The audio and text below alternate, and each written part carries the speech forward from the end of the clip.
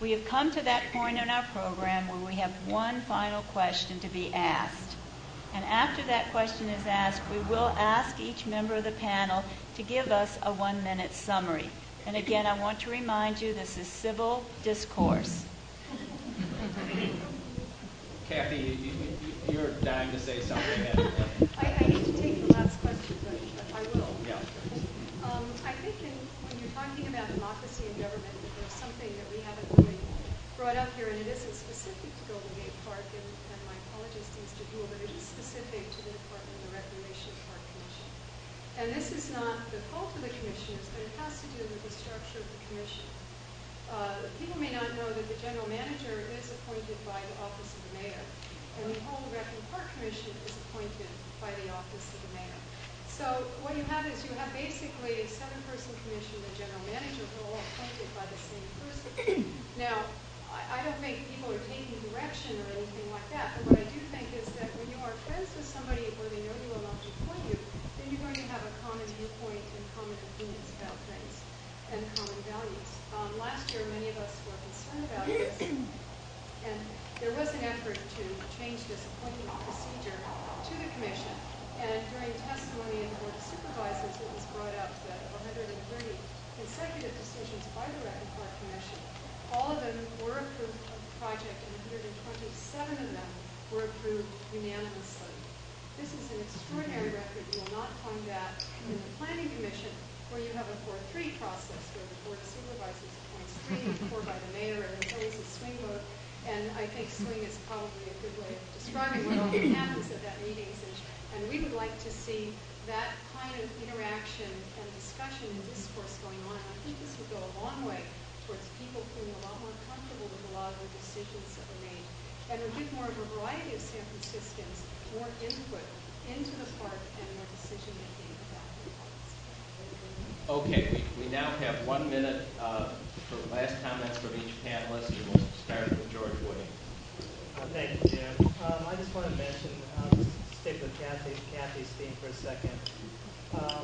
Basically, for trust, you have to have discussion and discourse. I think what we had in our own neighborhood, I oversee many neighborhood groups.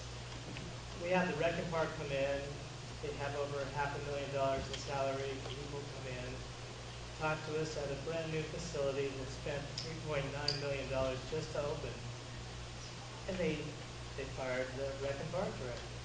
So now they can't keep it open. So they have a problem. So now they're going to bring in some kind of for-profit entity for $1,500 a month in rent. And I think these are the kinds of things that fester for the neighborhoods. When we go to meetings, I don't go anymore, really, because I don't feel anyone's going to listen to me. I don't think my point of view has any value in terms of the decisions already been made. The mayor made it, the director made it, the commission's made it. So I think there's a long way to go with trust. Thank you. Mike. I want to just go back to this notion that as we make these decisions, and we hopefully have more of these sort of robust discussions, but one, that they occur in as transparent a process as possible, and so that we do know, for example, what these discussions went on with concessionaires and the Rec and Park staff and partnerships that are open to the public that we can all, as citizens, contribute to. But when we do this, we make these decisions as a community, that we think about what our contribution is, as I was saying, to biodiversity and to the natural environment that we've been given, and what we are going to pass down. And the fact that I want to leave you with is, when we talk about the loss of San Francisco's ecosystem and the loss of birds and other wildlife, these are very real things that are happening every single day in San Francisco. And that unless we as individuals take responsibility and make decisions, even when it's inconvenient, even when it means a little less soccer, whether we have to walk a little further, whether we don't get one particular thing we want, that we make those decisions in order to preserve San Francisco's natural histories. Kathy Howard. I think for Golden Gate Park, it all comes down to this. What do we want Golden Gate Park to be? Do we want it to be a series of paid permitted attractions with a few trees kind of here and there to remind us that it used to be a park? Or do we want to be at a place where a child can watch a heron hunting in a field? place with birds to bless us with their songs, a place for all ages of people to enjoy various activities during the day. But at night, when they go home and darkness falls, it becomes parkland again and returns to nature. This is the Golden Gate Park that we have now, and this is the park we should protect for future generations. My group, the Golden Gate Park Preservation Alliance, will release a new video in a few weeks by a talented young filmmaker named Dexter Ho. Turn into our website, watch the video, and join us, please, to help protect Golden Gate Park. And Thea Harty. Thank you.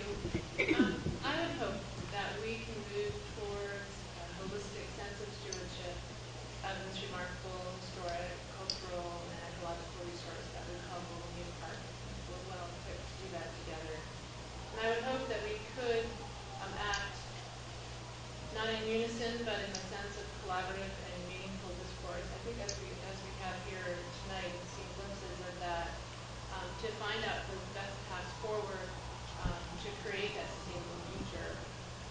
I think one of the things we have not talked about tonight is that we all need to get our arms around the impacts of global climate change on especially that edge of San Francisco, and what really we're talking about that really we weren't talking about in 1998 as much probably as we should have been, and to think really about how are we going to adapt to huge changes as the park is facing. And if we think vendors might be troublesome, let's get up on the balcony and really kind of look down at that incredible resource and see what we need to do together. Mark Buell. Let me respond on the issue of the commission. The Planning Commission principally takes up items that are initiated by the public. The Recreation and Park Department takes up principally issues that have to do with management and care of the park initiated by staff. Under the charter, the general manager reports to me, and I would never put an item in front of the commission that wasn't thoroughly thought out and where staff wasn't recommending something for the benefit of the public. So the idea of comparing those votes is not fair. We have lots of debate, and we have changed the system of having more committee meetings to hear these issues before they get to the full commission to try and resolve conflict. I would say that Golden Gate Park, it's a treasure, and it is this competition between recreation and nature, and I think it's a competition between resources and how you allocate them.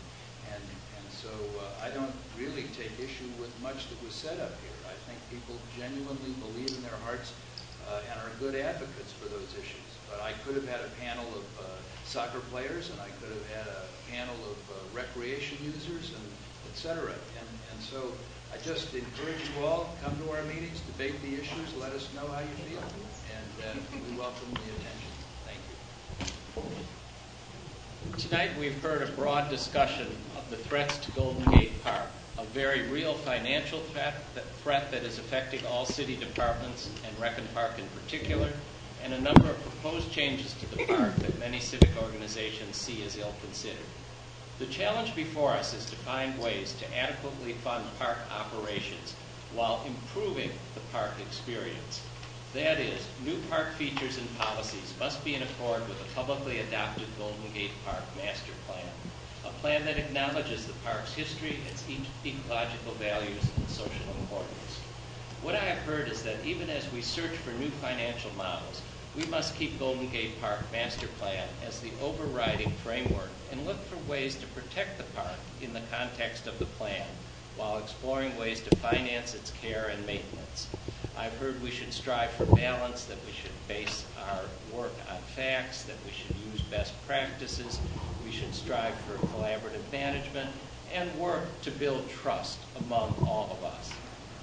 The Golden Gate Park Master Plan says, quote, "The plan is intended to provide a framework and guidance to ensure responsible and enlightened stewardship of the park. The goal is to manage the current and future park and recreation demands while preserving the historic significance of the park. As such, the plan is a preservationist plan, and proposed changes must respect the historic context of the park." End quote. You have been listening to the Commonwealth Club of California radio program and our panel members who have been talking to us about the challenges now and ahead for Golden Gate Park. Our thanks to Jim Chappell and our panelists Mark Buell, Athena Hartig, Catherine Howard, Mike Lyons, and George Wooding for their coming and being with us tonight and sharing with us their thoughts and observations. We also thank our audiences here on radio, television, and network. I very much appreciate all that you have said to us and the questions that have been asked by the audience, and I think the panel has really been exemplary and special for us to hear tonight. I wish now to invite you, since I made the other comment, to give them all a huge round of applause.